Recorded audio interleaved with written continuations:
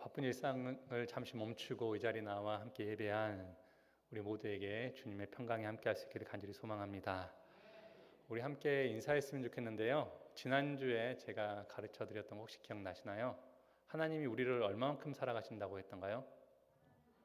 네, 하나님만큼 하나님께서는 우리를 사랑하십니다. 우리 옆에 분에게 하나님께서 당신을 하나님만큼 사랑하신답니다. 이렇게 축복했으면 좋겠습니다.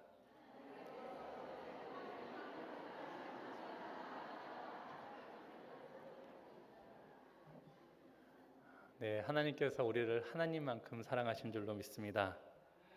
여러분, 오늘이 무슨 날인지 혹시 아십니까? 5월 20일인데요. 네? 무슨 날인지 잘 모르시죠? 오늘은 유엔이 정한 꿀벌의 날입니다. 네, 2017년도에 유엔 총회에서 기후 위기로 인하여서 많은 꿀벌들이 사라진다라는 내용을 듣고 꿀벌을 보호하자는 의미로 이제 꿀벌의 날을 만들었는데요. 꿀벌이 우리 삶에 많은 유익을 준다고 합니다. 세계 100대 작물 중에 약 70%는 꿀벌이 수분 활동을 통해서 수정이 이루어진다고 합니다. 그러기에 꿀벌이 사라지면 우리가 먹는 것들 또 생활하는 데 많은 불편함이 있을 것이고 아마 꿀벌이 사라지게 된다면 저희도 삶을 살아가기가 어렵지 않을까. 그래서 유엔에서는 이렇게 꿀벌의 날이라고 날짜를 정하였습니다. 우리에게 직접적으로 피부에 와닿지 않지만 이런 이야기를 들을 때마다 우리 마음 가운데 불안이 좀씩 찾아오는 것 같습니다. 기후 위기가 곧 우리 삶에 위협이 될 수 있다라는 그런 불안감이 말이죠. 이런 큰 의미의 불안뿐만 아니라 우리 삶에도 여러 가지의 이제 불안감이 찾아올 때가 많이 있습니다. 제가 과거에 그 상담 세미나 가서 한 교수님의 사례를 들은 적이 있는데요.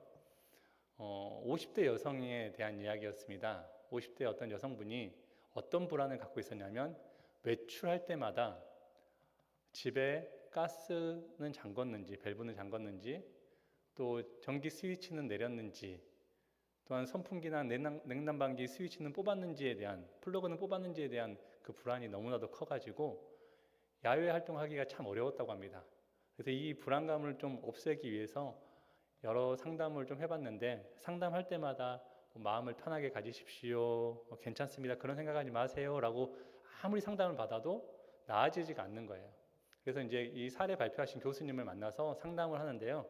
이 교수님이 비싼 상담료를 받고 이야기를 들은 뒤에 그 이야기하던 그 옆에 있던 그 플러그가 꽂혀 있는 곳에 가서 플러그를 뽑으면서 이렇게 이야기했습니다. 뽑혔어! 하니까 그 여자분이 그때서야 마음의 평안을 가지고 그 불안이 사라졌다는 이야기를 들은 적이 있습니다. 여러분의 삶에도 불안이 있죠. 우리가 삶을 살아가는데 어려운 일을 당하지 않으면 참 좋겠지만 어렵고 힘든 일들이 찾아올 때마다 우리는 불안과 염려를 경험하게 됩니다. 그럴 때마다 우리 마음에는 또 어떤 마음이 찾아옵니까? 신앙생활을 잘하고 있었는데 하나님께서 왜 내게 이런 시련을 주시지? 하나님께서 나와 함께 하시는 건 맞나? 하나님은 도대체 어디 계시는 걸까? 더 나아가 사람들은 이렇게까지 생각합니다. 내가 하나님께 무슨 죄를 지어서 이렇게 벌을 받는 거지? 라고 생각을 하죠. 조금 전까지만 해도 하나님을 잘 믿던 사람들이었는데 하나님을 의지했던 사람들이었는데 그런 삶의 불안과 염려, 어떤 일들이 찾아올 때 하나님을 언제 믿었냐는 듯이 불안이 자신의 마음을 휩싸일 때가 너무나도 많습니다. 그럴 때 우리는 어떻게 확신할 수 있을까요? 이 불안을 떨칠 수 있을까요? 딱 4글자면 됩니다. 여러분 딱 함께 따라했으면 좋겠습니다. 임마누엘. 네, 임마누엘 하나님. 임마누엘 하나님께서 우리와 함께 하십니다. 우리는 불안하고 염려하지만 여전히 하나님은 우리를 떠나지 아니하시고 우리와 함께 하시는 하나님이십니다. 하나님께서는 우리와 함께 하시기 위해서 아들 예수 그리스도를 십자가에 달려 죽게 하심으로써 우리와 함께 하셨습니다. 그 하나님께서 우리와 함께 하시는데 이러한 단순한 진리입니다. 그러나 너무 단순해서인지 우리는 이 단순한 진리를 자주 까먹어 버린다는 게 우리 삶의 문제라는 것이죠. 우리가 신앙생활 하면서 자주 이제 반복하는 삶의 문제, 어려움은 바로 하나님을 믿는다고 하지만 하나님을 따라 살아가는 게 아니라 삶에 펼쳐진 어떤 문제의 상황 가운데 빠져 살아간다는 겁니다. 그래서 하나님 중심의 신앙생활을 해야 되는데 상황 중심의 신앙생활이 된다라는 겁니다. 하나님과 함께하며 하나님 중심의 신앙생활을 하는 사람들의 모습은 바로 삶의 자리가 하나님을 나타내는 삶의 자리가 되는데, 그래서 우리가 교회에서 신앙생활하는 모습이나 직장생활하는 모습이나 가정에서나 하나님께서 살아 계심을 드러내는 자리가 되는 것인데, 우리는 하나님을 중심으로 한다고 하면서도 여전히 그렇지 못한 삶을 사는 것은 하나님을 드러내는 삶이 아니라 우리의 삶에 펼쳐지던 여러 상황 가운데 끌려다니기 때문에 우리는 하나님 중심으로 살아가지 못하는 것 같습니다. 다시 말해 하나님 중심이 되어야 하는데 세상 중심이 되거나 자기 중심이 되는 것이죠. 분명한 것은 우리의 신앙은 하나님 중심으로 사는 것입니다. 나 중심에서, 세상 중심에서, 그 상황 중심에서 하나님 중심으로 변화되는 것이 바로 우리의 신앙이라는 것입니다. 우리가 살아가는 세상은 너무나도 빠르게 변화합니다. 그래서 내가 준비되어지지 않으면, 뭔가 하지 않으면 이 변화 속에서 도태될 수 있다라는 그런 불안감이 우리 가운데 찾아옵니다. 하지만 이런 불안감이 찾아올 때, 이런 바쁜 세상 가운데서 우리는 잠시 멈추고 나의 믿음은 어디 있는지, 나의 삶의 주인은 과연 누구인지를 살펴보아야 합니다. 가만히 찬찬히 살펴보면 주님이 함께 하시는 것이 우리 가운데 느껴지고 주님이 보인다라는 것입니다. 그런데 우리의 삶은 또 어떻습니까? 내가 추구하고 선택하고 살아가는 이 세상 가운데 우리는 수많은 선택을 하게 되는데요. 이 선택하는 기준이 바로 자신이 추구하는 가치의 모습인 겁니다. 그래서 우리는 어떤 가치관을 가지고 사느냐에 따라서 우리가 선택하는 것이 달라집니다. 무언가 선택하고 무언가 결정할 때 우리는 더 가치 있는 것을 선택하기 마련입니다. 과일 하나 사더라도 조금 더 예쁘고 맛있어 보이는 자기 판단의 기준에 의해서 그런 것을 선택하게 되는 것이죠. 또한 삶의 자리에서도 다른 사람을 위해 희생을 하고 또 남을 섬기는 그 일을 하는 그런 결정을 하는 그런 사람들은 그 일이 더 가치 있다고 여기기 때문에 그 일을 선택하는 겁니다. 또한 잘못된 선택도 마찬가지입니다. 우리가 잘못된 선택을 하는 것도 그 순간에는 그 일이 더 가치 있는 일이라 여겨졌기 때문이었습니다. 그러기에 우리의 인생을 돌아보면 그때 그러지 말았어야 하는데, 그런 선택 안 했어야 했는데 라는 것도 그 순간에는 그것이 가장 좋아 보였기에, 가장 가치 있는 일이라고 생각되었기에 우리는 그 일을 선택했다라는 겁니다. 그러기에 우리가 하나님이 우리 삶의 최고의 가치가 아니라면 우리는 세속적인 것, 세상적인 것을 선택하는 것이 마땅할 것입니다.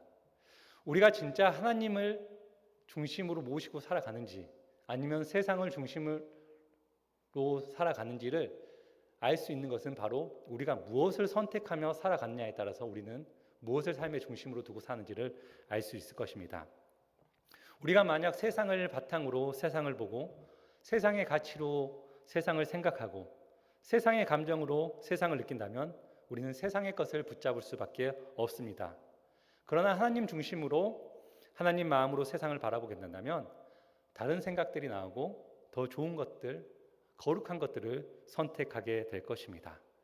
오늘 우리가 함께 읽었던 에베소서 2장 말씀을 보면 우리가 누구였는지, 이제 어떤 사람이 되었는지에 대해서 분명히 알려주고 있습니다. 우리가 다 읽진 않았지만 1절부터 찬찬히 말씀을 읽어보면 우리는 그리스도 안에 거한 사람이 되었다라고 말씀하고 있습니다. 에베소서 2장에는 그리스도 안에서라는 표현이 한 5번 등장할 정도로 그리스도 안에 있는 우리라는 것에 대해서 이야기하고 있습니다. 우리가 원래는 세상 속에 살아갔던 본질상 죄의 자녀였으나 십자가의 능력으로 죄 사함을 받고 하나님의 자녀가 되었다라고 말씀하고 있습니다.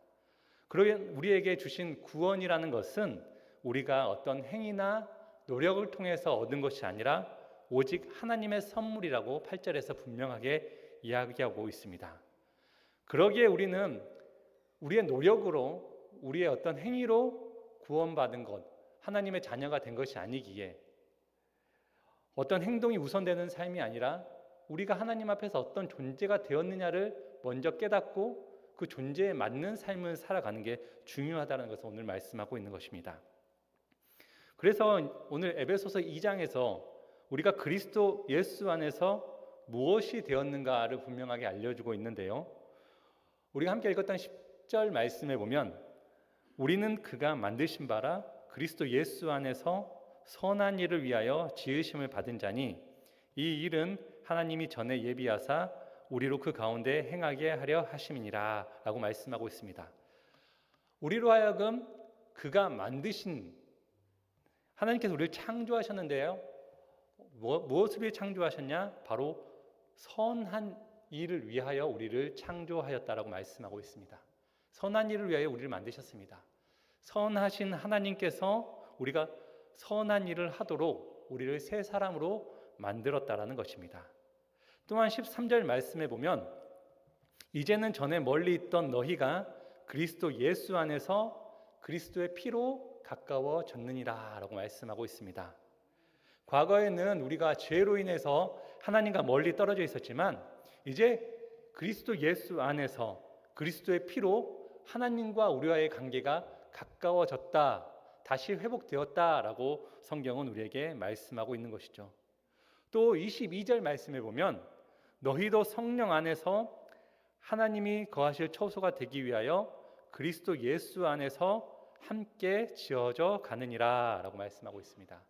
여기서 함께 지어져 간다라는 것은 이 에베소 교회는 이방인들이 있던 교회였습니다. 그러나 이 이방인들이 있는 이 교회의 성도들도 유대인들과 함께 그리스도 안에서 함께 지어져 간다, 함께 되어져 간다라는 겁니다. 공동체 안에서 너나 차별할 것이 없이 하나가 되어 간다라는 것입니다. 그리고 우리가 함께 나갈 때 공동체는 하나님께서 거하시는 곳으로 아름답게 지어져 가게 될 것이다 라는 겁니다. 그래서 오늘 말씀 속에서 그리스도 안에서 우리는 어떤 존재인가? 우리는 선한 존재로 창조되었고 하나님과 멀어졌던 관계가 그리스도의 피로 회복되었고 또 교회 공동체 속에서 하나님과 함께 살아가는 존재라는 것을 오늘 말씀은 우리에게 이야기해 주고 있습니다. 그러게 우리는 하나님의 자녀가 된 동시에 하나님의 사람으로 살아가는 삶, 단순히 이제 이런 존재로서 난 이런 존재야 라고 사는 것뿐 아니라 우리는 이러한 존재에 맞게 이에 따른 의무와 행위도 반드시 필요하다는 것을 우리도 알 수가 있는 것입니다. 우리가 존재가 무엇인지 알면 우리의 행동이 바뀌기 때문입니다. 우리가 신앙생활을 하면서 우리의 존재가 무엇인지 이런 것들이 가끔씩 의심될 때가 있다면 에베소서 2장을 읽어보시면 우리에게 다시금 우리의 존재가 무엇인지 깨닫게 되어집니다. 오늘 말씀 우리에게 그리스도 안에 있다라고, 그래서 우리는 새로운 존재가 되었다라고 분명하게 말씀하는데 우리가 세상에 끌려다니는 이유는 무엇일까요? 우리가 살아가는 이 세상은 참으로 화려하고 매혹적입니다. 그래서 세상에서 잘 나가면 폼나게 살 수가 있습니다. 누구나 폼나게 잘 살고 싶어 합니다. 교회 다니는 우리는 교회에서 예수님의 마음을 가지고 섬기고 겸손하게 살아라고 또 그 말씀을 들을 때마다 아멘 아멘 하고 그렇게 살겠습니다 라고 하지만 우리가 그렇게 살아가고 있나요? 우리가 그 말씀대로 살아가는지 안 살아가는지를 알 수 있는 것은 우리가 자녀들에게 어떻게 살아가라고 이야기할 때 보면 알 수가 있습니다. 여러분 혹시 자녀들에게 항상 남을 섬겨주고 친구들을 섬겨주고 너보다 친구가 더 낫다라고 생각하며 살아라 라고 얘기하십니까? 아니면 친구가 때리면 가만히 맞지 말고 오히려 너도 한 대 때려야지. 뭔가 시작했으면 끝장을 보고 이겨야지. 승리해야지. 이렇게 가르치진 않았는지요.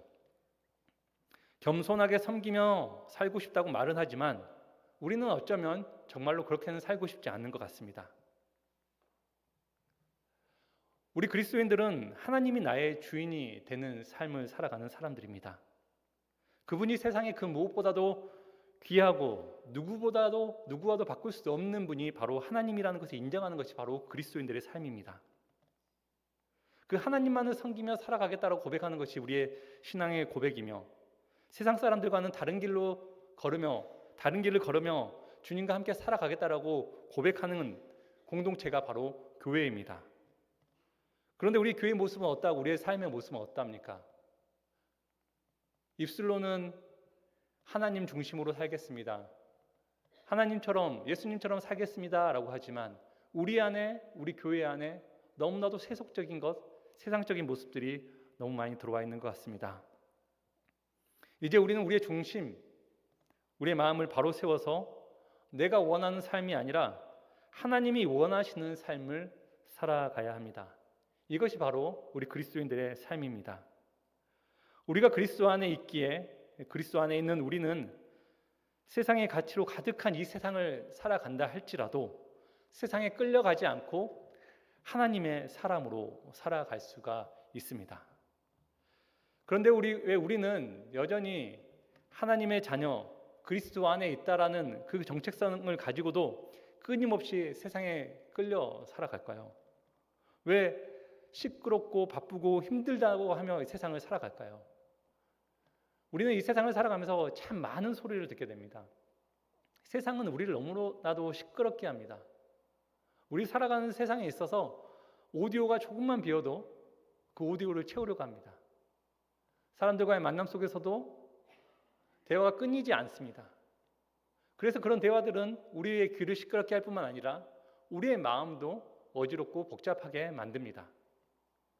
또 우리가 살아가는 세상은 우리로 하여금 너무나도 바쁘다고 이야기합니다. 우리의 삶이 여유로운 것 같지만 너무나도 바쁩니다.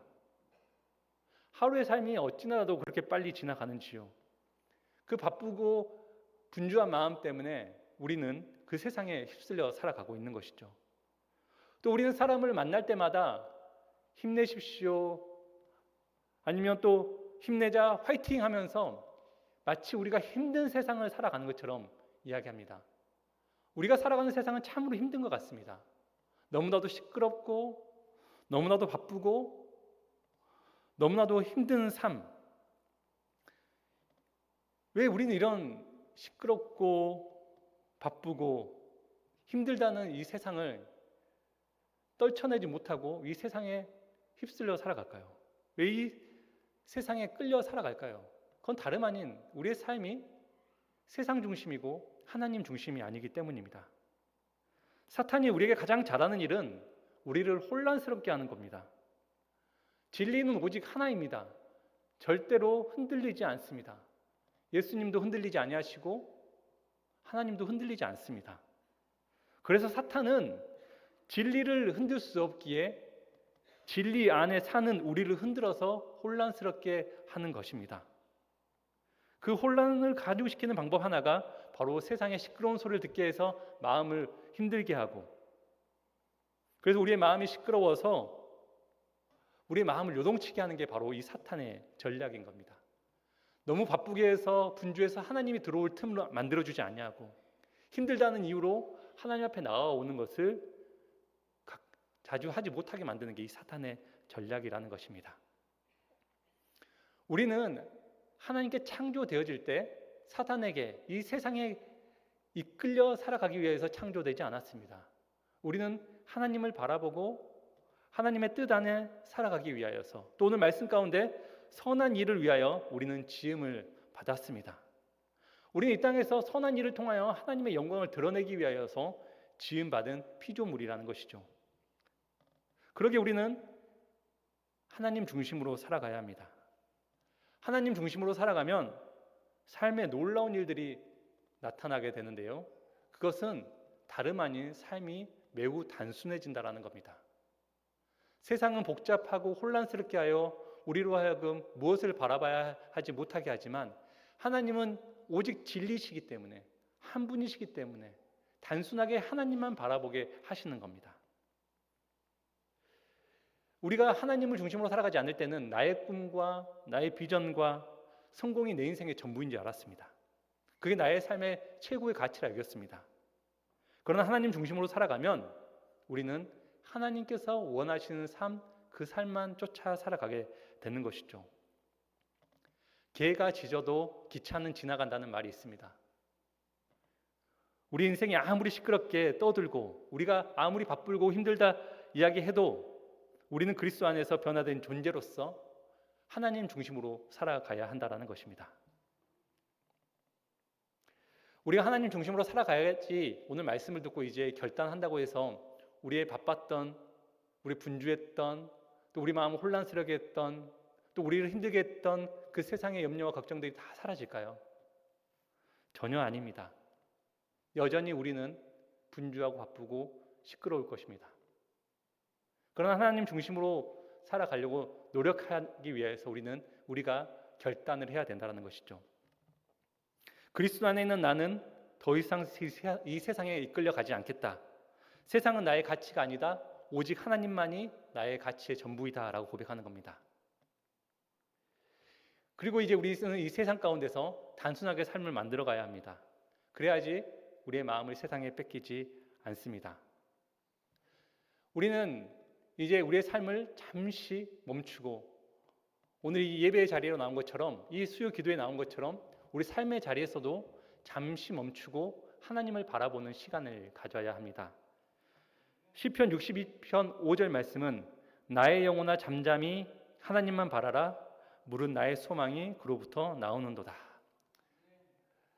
우리가 하나님을 바라는 하나님만을 찾는 그 시간이 우리에게 필요합니다. 하루에 10분 아니면 20분,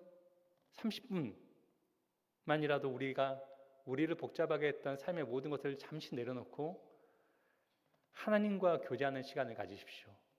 TV를 잠시 끄고 스마트폰을 내려놓고 성경을 가까이 하고 기도하며 하나님과 교제하는 시간을 가져보십시오.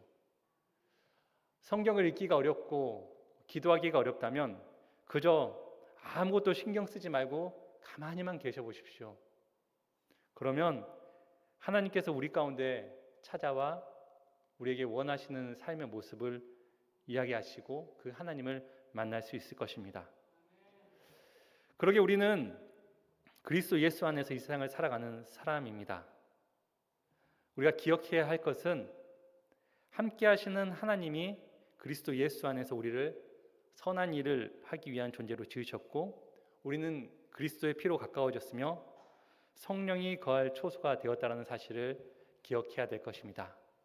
이제 바빴던 세상, 분주한 세상, 이런 세상적인 가치가 아닌 오직 분명한 하나님이 우리를 부르시고 창조하신 목적에 따라 바른 가치관, 곧 하나님 중심의 삶을 살아갈 수 있기를 바랍니다. 오늘부터는 잠깐 우리에게 살아갔던 일상을 멈추고 잠잠히 주님을 바라는 그 시간을 갖고 또 주님을 찾고 주님을 만나고 주님 안에서 중심을 바로잡고 날마다 새로운 삶을 주님과 함께 살아가는 저희 모두가 될 수 있기를 간절히 소망합니다.